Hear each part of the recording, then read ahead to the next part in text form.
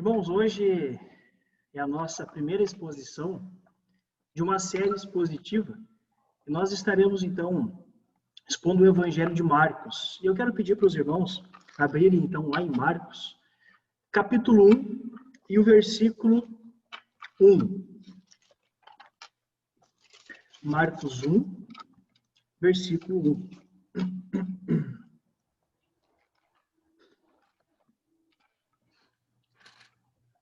É só aquele primeiro versículo. E ele diz assim: princípio do Evangelho de Jesus Cristo, Filho de Deus. Até aqui. Amém. Irmãos, o nosso objetivo nessa série expositiva é, sem dúvida, aprender mais das coisas do nosso Senhor, da história da nossa salvação, o que compõe o plano redentivo, o que foi necessário acontecer para que hoje nós pudéssemos ter acesso à salvação, como o próprio Deus, na pessoa de Cristo, veio a esse mundo efetuar o ato mais radical do plano da redenção. Como nós vamos fazer uma série expositiva, e é uma série relativamente longa, então nós achamos por bem fazer essa parte introdutória, para que nós possamos nos aproximar um pouco mais do seu autor. Então hoje a ênfase vai ser um pouco mais biográfica, embora meu objetivo é fazer a luz de 3 pontos.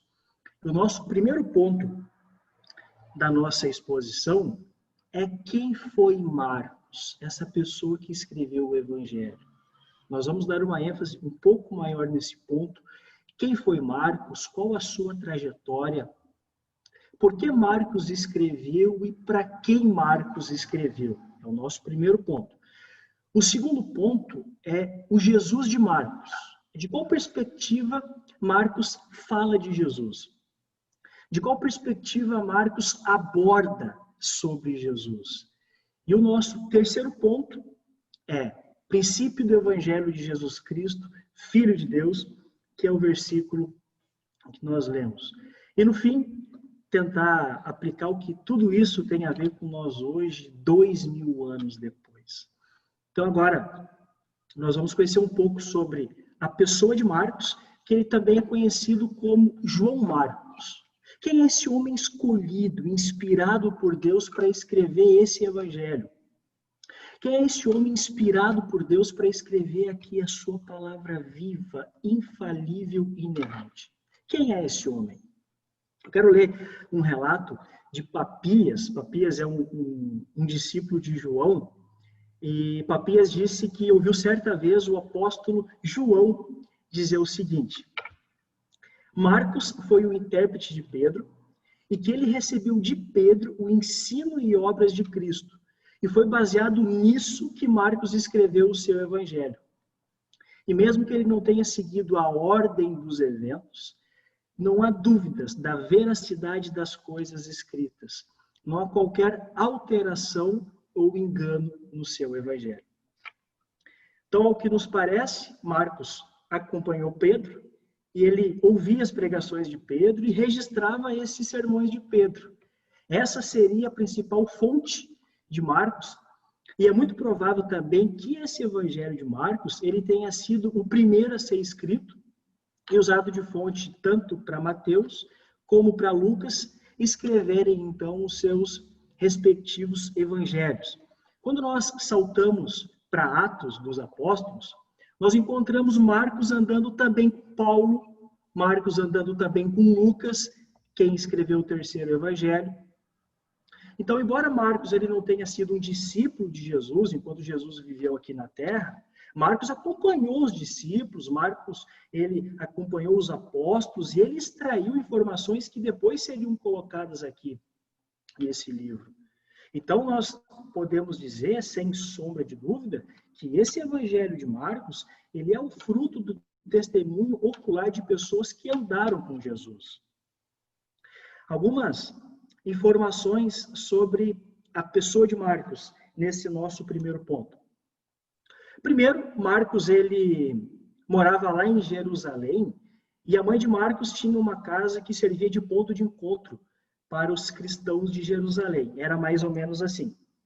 Os cristãos combinavam: vamos nos reunir? Vamos. Onde? Na casa de Maria, mãe de João Marcos. E quando nós olhamos Atos 12:12, olha o que diz. Percebendo isto, está se referindo a Pedro. Pedro estava preso e foi liberto lá pelo anjo do Senhor. Olha o que diz. Percebendo isso, ele, Pedro, se dirigiu à casa de Maria, mãe de João, também chamado Marcos, onde muita gente se havia reunido e estava orando. Então, era um ponto de encontro dos cristãos e era uma espécie de casa-igreja. E Marcos cresceu nesse ambiente em que a sua casa servia também de igreja. E um ponto interessante também, e é uma probabilidade, que tenha sido essa mesma casa de Marcos que Jesus usou para reunir os seus discípulos na noite da traição para celebrar a última Páscoa. Lembram do cenáculo? O cenáculo era o andar superior de uma casa, uma espécie de salão social. É muito provável que o cenáculo mencionado é essa casa de João Marcos, onde Jesus reuniu os seus discípulos naquela noite. Tem uma passagem muito interessante no Evangelho de Marcos, que nós encontramos somente em Marcos. É uma passagem lá de Marcos 14, 51 e 52. Eu vou ler aqui. Um jovem, vestindo apenas um lençol de linho, estava seguindo a Jesus. Quando tentaram prendê-lo, ele fugiu nu, deixando o lençol para trás. Olha essa história, nós só encontramos esse relato aqui em Marcos. E muitos estudiosos acreditam que esse jovem, mencionado aqui em Marcos capítulo 14, é o próprio Marcos que estava andando nu. O próprio Marcos que estava andando nu e quis registrar essa lembrança. Embora negativa, porque Marcos foge antes que os guardas o peguem, mas também para deixar registrado para nós que Marcos estava lá quando pegaram Jesus. Pedro, mais tarde, quando escreve a sua primeira carta, no versículo 15, e no capítulo 5 e versículo 13, Pedro se refere a Marcos dizendo assim: aquele que está em Babilônia, também eleita, envia-lhes saudações, e também Marcos, meu filho. Essa expressão que Pedro usa nos mostra que Marcos era filho espiritual do apóstolo Pedro, o que faz total sentido. Os irmãos, lembram onde os cristãos se reuniam? Na casa de Marcos. Quem era um desses cristãos que frequentava a casa de Marcos? Pedro. E é Pedro quem conduziu Marcos à fé em Cristo. Marcos, então, ele era um discípulo de Pedro lá em Jerusalém. Na narrativa de Atos, capítulo 12, quando nós encontramos Barnabé e Paulo indo fazer uma visita a Jerusalém para trazer ofertas aos pobres, olha o que diz Atos 12, 25. Tendo terminado sua missão, Barnabé e Saulo voltaram de Jerusalém, levando consigo João, também chamado Marcos. Muito provavelmente, Pedro deve ter dado boas referências de Marcos, no sentido, olha, tem um jovem aqui que tem um coração em missões, tem um jovem aqui que quer pregar a palavra. A sua casa, a mãe dele cede para ser também uma igreja, é um ponto de encontro dos cristãos. Enfim, eu assino embaixo. Pode levar o menino que vai dar tudo certo.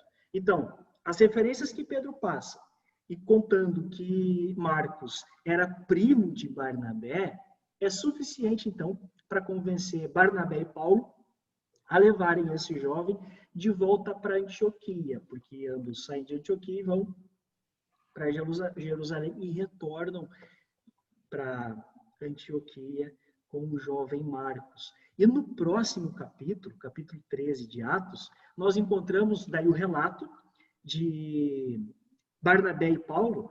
Eles são ali separados para uma obra. Lembram qual obra? Viagem missionária. E quem aparece como ajudante no versículo 5 de Atos, capítulo 13? Olha o que diz. Chegando em Salamina, proclamaram a palavra de Deus nas sinagogas judaicas. Marcos estava com eles como auxiliar.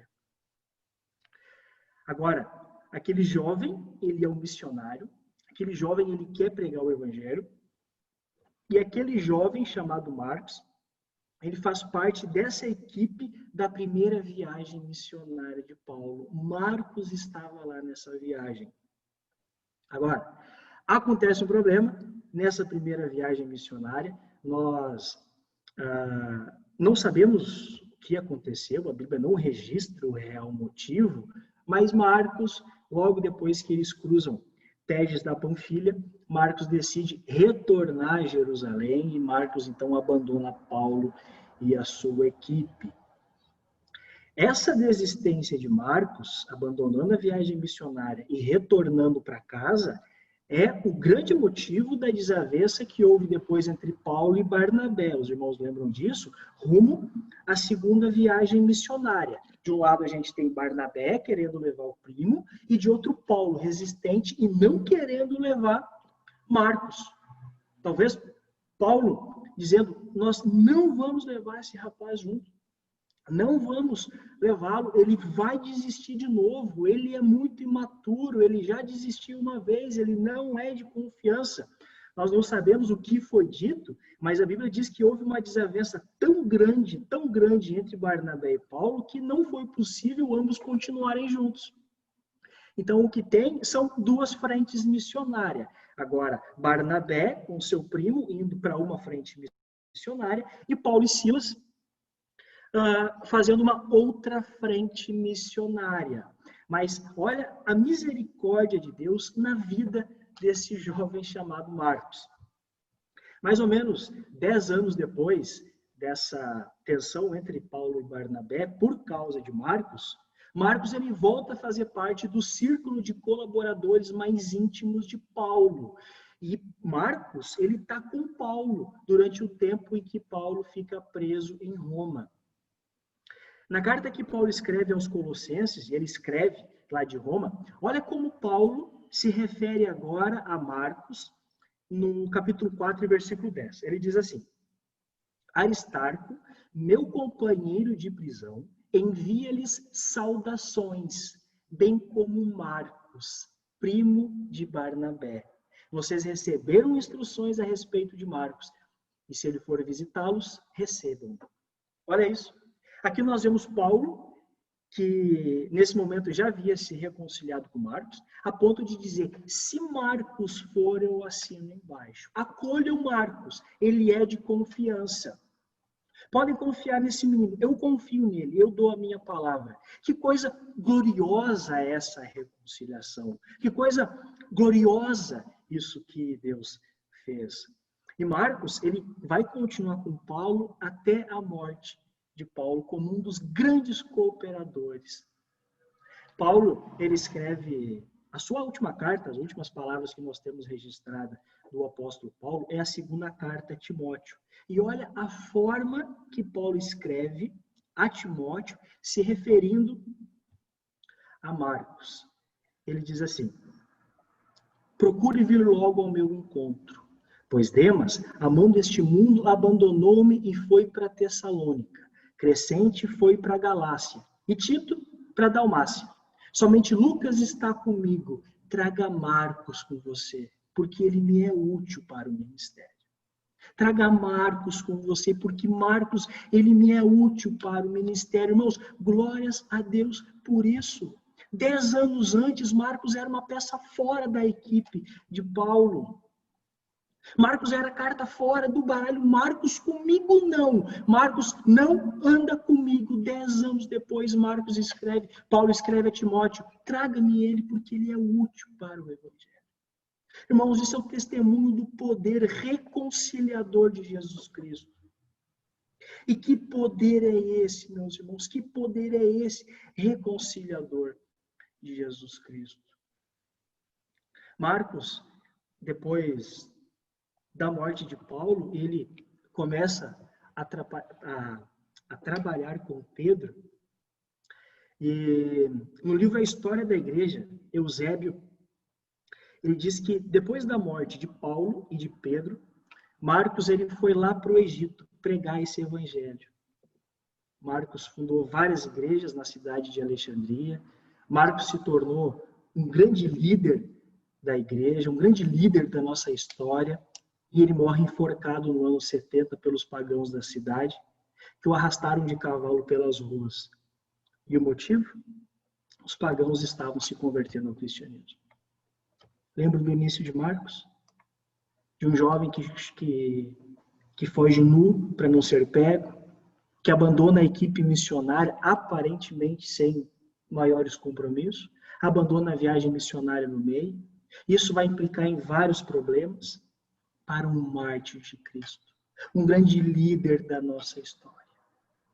Irmãos, esse é João Marcos. Esse é o homem que escreveu esse evangelho riquíssimo. Esse evangelho que nós vamos estar expondo nos nossos próximos encontros. Acho que eu falei demais de Marcos. Vamos para o nosso segundo ponto. O Jesus de Marcos. De qual perspectiva Marcos fala de Jesus? Antes de entrarmos nesse ponto, vale lembrar que Marcos, ele é um daqueles evangelhos que fazem parte do bloco dos evangelhos sinóticos. E o termo sinótico significa ver conjuntamente. Quem vê conjuntamente? Mateus, Marcos e Lucas.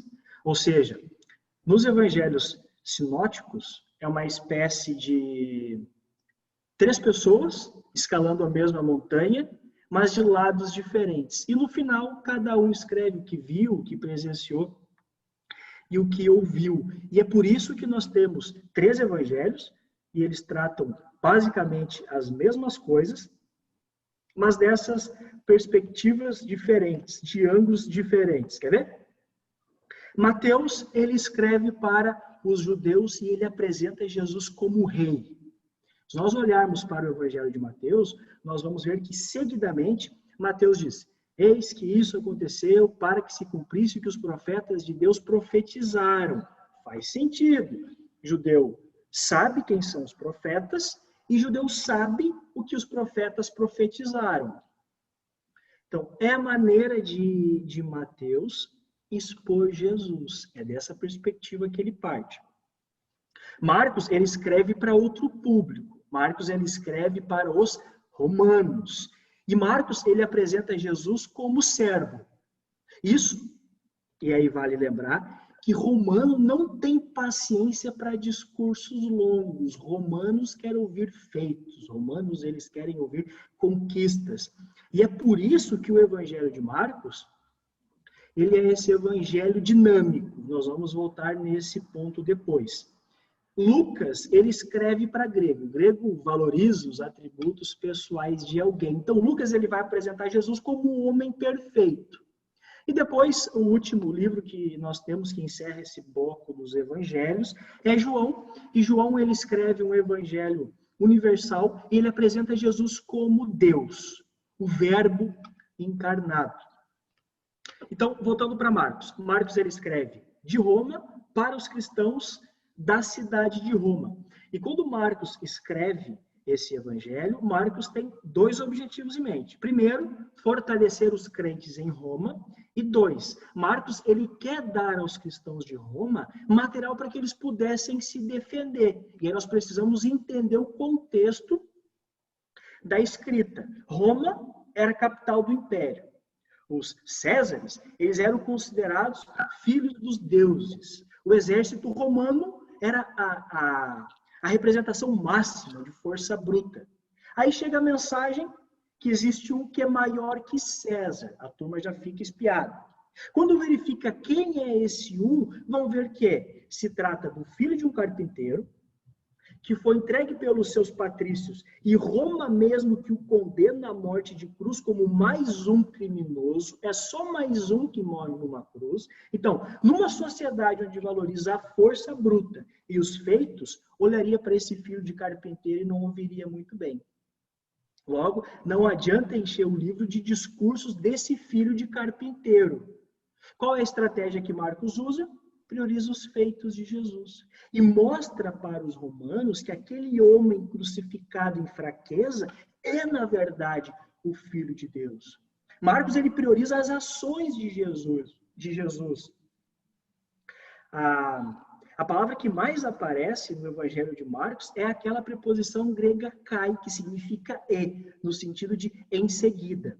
E Cristo fez isso, e Cristo fez aquilo. O Cristo que Marcos apresenta é um Cristo que não fica parado dando discursos longos, mas é um Cristo que está sempre em movimento, é um Cristo que está sempre nessa dinâmica. E Cristo fez isso, e depois ele fez aquilo. Em seguida ele fez isso, e depois ele curou, e depois ele fez isso, e morreu, e ressuscitou. Então, é um livro altamente dinâmico, onde trabalha vários microtemas. É por isso que nós temos em mão um livro relativamente curto, 16 capítulos, e é quase impossível expor todo o livro de Marcos em menos de 41, 42 exposições. Marcos, ele quer deixar claro que o homem que morre na cruz é o poderoso Filho de Deus. Ele quer deixar claro para os irmãos de Roma, não tenham medo, não tenham medo, podem proclamar, ele verdadeiramente é o Filho de Deus. Não tenham medo, tenham coragem, tenham ousadia. Aquele que em fraqueza morreu na cruz é o verdadeiro Filho de Deus. E tudo isso fica muito claro pelo modo que Marcos inicia o seu evangelho. Essa questão de Marcos apresentar Jesus, tudo isso fica muito claro na forma em que Marcos inicia o evangelho dele. Ele diz, e é o nosso terceiro ponto, princípio do evangelho de Jesus Cristo, Filho de Deus. Lembro que Marcos, ele está escrevendo para os romanos. Os romanos, eles não querem ouvir aqueles discursos longos, então Marcos, ele vai direto ao ponto. E esse início de Marcos, princípio do Evangelho de Jesus Cristo, Filho de Deus, ele serve tanto para o título do Evangelho de Marcos, quanto a síntese do seu conteúdo. E esse princípio que nós encontramos na Bíblia é o terceiro que nós encontramos. O primeiro, lembram? Lá em Gênesis, capítulo 1 e versículo 1. No princípio criou Deus os céus e a terra. Esse é quando nos movemos da eternidade para o tempo, e embora ele esteja dentro do tempo, nunca ninguém conseguiu precisar a data exata desse começo. O segundo princípio que nós temos é em João 1:1. Lembram? No princípio era o Verbo. Esse princípio é antes do tempo, no bojo da eternidade. E ele não pode ser datado. E o terceiro princípio que nós encontramos nas Escrituras é esse de Marcos 1:1. Princípio do Evangelho de Jesus Cristo, Filho de Deus. Esse princípio, diferente dos demais, ele pode ser datado.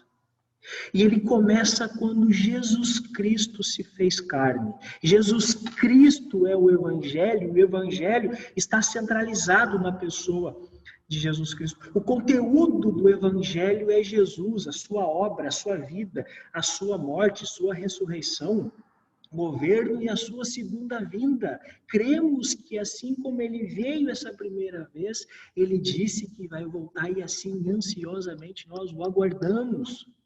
Um certo autor, que eu gosto muito, ele diz assim, que Jesus criou o evangelho pela sua obra, Jesus pregou o evangelho pelas suas palavras, mas antes de tudo, Jesus é o próprio evangelho. Então nós entendemos que o evangelho se trata de uma pessoa, e que pessoa é essa? Essa pessoa é Jesus. O evangelho não é apenas informações, ele contém informações. Nós podemos conhecer todas as verdades conhecidas em qualquer evangelho. Nós podemos responder teologicamente correta todas as informações sobre o evangelho, mas nem por isso quem conhece tudo isso se apropriará da pessoa da qual essas informações estão falando. O evangelho é uma pessoa, irmãos, das quais as muitas sentenças, as muitas informações, histórias mencionam. Amém. E essa palavra evangelho que é usada, que Marcos apresenta no início do seu evangelho, ao contrário do que muitos pensam, não soa nada estranho para um ouvido romano. Vocês lembram quando Augusto César nasceu? Acreditem, os romanos também esperavam um Messias e esperavam em Augusto César, esse filho de Deus. O nascimento de Augusto ele é conhecido como o grande evangelho da humanidade. E é por isso que Cristo é apresentado como o evangelho, para fazer sentido para os romanos. Marcos está querendo dizer, vocês estão esperando as boas novas, mas não é Augusto, não é outro, senão Cristo. Cristo é as boas novas, Ele é o Evangelho, Jesus é o Filho de Deus. É isso que Marcos quer deixar extremamente claro, nessa forma sintética para os romanos ouvirem e assimilarem. Irmãos, algumas aplicações e nós encerramos então essa nossa primeira exposição, que do fundo do meu coração eu oro para que de alguma forma possa ser relevante para nós. O primeiro ponto que nós aprendemos de forma bem concisa é que assim como Deus mudou a vida daquele jovem chamado Marcos, Deus possa transformar também a nossa vida. Nós vimos que de um jovem fujão, causador de desavenças, para um verdadeiro filho de Deus, para um mártir, para alguém disposto a tudo.